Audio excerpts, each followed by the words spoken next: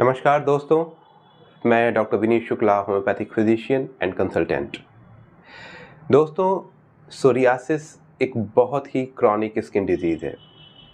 ये एक auto immune बीमारी होती है। ऑटो इम्यून बीमारी होने का मतलब हुआ कि आपका इम्यून सिस्टम आपके ही स्किन सेल्स के विरुद्ध में काम करने लगता है। स्किन सेल्स की उत्पत्ति होने की, बढ़ने की और उनके डेथ होने की अपनी एक टाइम साइकिल होती है। लेकिन जब हमारा इम्यून सिस्टम हमारे ही स्किन सेल्स के विरोध में काम करने लगता है, तो इनकी ग्रो करने की जो स्पीड होती है वो बढ़ जाती है। यानी हमारे स्किन सेल्स जिस स्पीड में ग्रो करनी चाहिए उससे ज़्यादा तेज़ी से ग्रो करती है। तो इसके कारण होता क्या है कि जो इमैच्योर स्किन सेल्स हैं, ऐसी स्किन सेल्स जो अभी बहुत अच्छे तरीके से मैच्योर नहीं हुई हैं, वो आपके शरीर पे आने लगती हैं और उसके कारण शरीर पे तरह-तरह के पैचेज़, छोटे-छोटे लाल ड्राई पैचेज़ या कभी-कभी सिल्वर रंग के पैचेज़, कभी-कभी ऐसे पैचेज़ जिनको रगड़ने पे बहुत ज़्यादा भूसी जैसी निकलती है, पपड़ी पड़ जाती है, जिसमें बहुत ज़्यादा इचिंग होती है। इस तरह के स्केली पैचेज़ आपके शरीर पे पड़ने लगते हैं, जो कि सोरियासिस के पैचेज़ होते हैं। आज हम बात करेंगे कि कौन-कौन से ऐसे तरीके हैं, जिन्हें अपना के हम सोरियासिस के पैचेज़ को बढ़ने से रोक सकते हैं। सबसे पहले तो आपको ये समझना होगा कि सोरियासिस की बीमारी कॉन्टेजियस नहीं होती है। यानी ये एक इंसान से दूसरे इंसान के नहीं फैलती है। ऐसा नहीं है कि आपको सोरियासिस है और आप किसी दूसरे से हाथ मिला लिए, दूसरे के टच में आ गए तो आप दूसरे को भी सोरियासिस दे देंगे। बिल्कुल नहीं, ऐसा बिल्कुल भी नहीं है। हाँ, ये होता है कि आपके शरीर के एक पैच, सपोज़ करिए आपके शरीर पे एक पैच है, वो बढ़ सकते हैं। हमारी लापरवाहियों से वो बढ़ सकते हैं या अगर हम प्रॉपर मेडिकेशन नहीं कर रहे हैं तो वो बढ़ सकते हैं। तो ऐसे ही कुछ बातों के ऊपर हम आज बात करेंगे कि कौन-कौन से तरीके अपनाए जाएँ जिससे कि आपके सोरियासिस के पैचेज़ शरीर पे अगर एक जगह हैं तो एक ही जगह पे लिमिटेड रहें, बहुत ज़्यादा ना फैलें।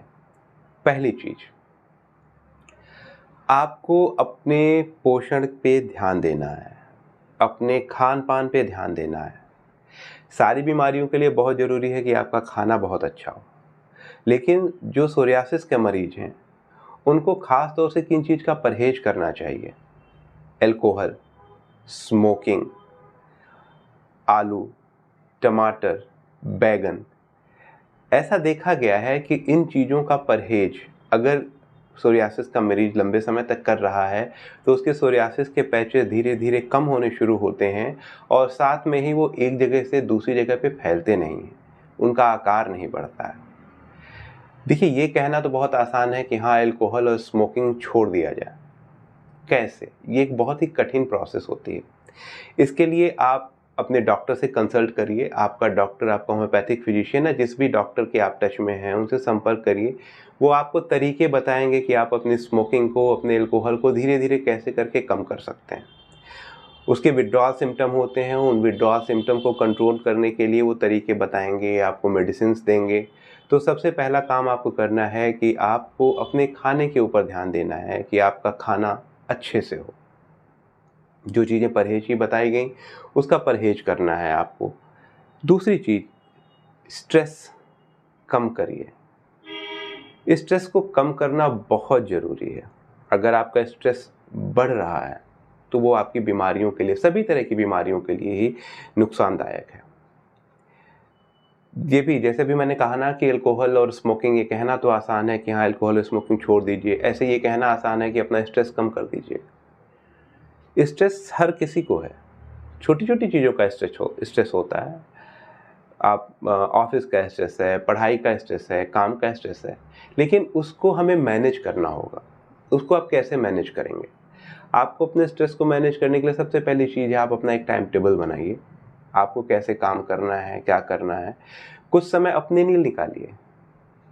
ऐसी टेक्निक्स को अप्लाई करिए जिससे आपका स्ट्रेस कम हो। फिज़िकल एक्टिविटी करिए, बाहर घूमने जाइए, खेलिए, योगा करिए, मेडिटेशन करिए।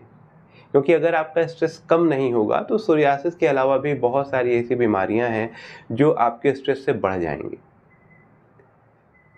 अगली चीज़ आपको ये करनी है कि आपको अपनी नींद को सही करना है। जी हाँ, नींद बहुत ही ज़रूरी है। इन जनरल जैसे स्ट्रेस है, बहुत सारी बीमारियों में नुकसानदायक है, बहुत सारी बीमारियों को फ्लेयर अप कर देता है, बढ़ा देता है। ऐसे ही आपकी नींद है, अगर आपकी नींद प्रॉपर नहीं है तो आपकी कई सारी बीमारियां बढ़ जाएंगी। तो आप अपनी नींद को प्रॉपर करिए।